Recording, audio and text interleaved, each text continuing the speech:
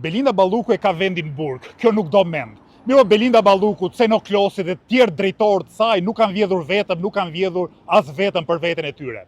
Në Shqipërinë e sotme, në një vend që sundohet në mënyrë thuajsa feudale, asnjë ministër nuk mund vjedh pa kërkesën dhe pa dijenin e kryeministrit vendit. Ndaj, që të vendoset drejtësia deri në fund, spaku duhet marrë në hetim dhe duhet ngrej akuzë edhe për Edi Ramën. Sepse është Edi Rama ai që vendos se cila do të jenë investime strategjike. Është Edi Rama ai që vendos nëse do të hapet një tunel që nuk i duhet apo i duhet vend, nëse duhet shtrohet një rrugë me PPP apo thjesht me prokurim të drejtë për drejtë.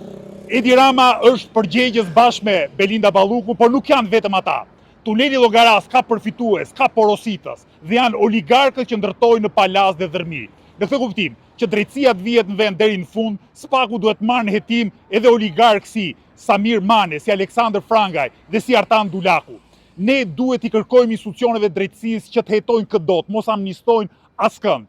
Drejtësia ose është e plot ose nuk ekziston.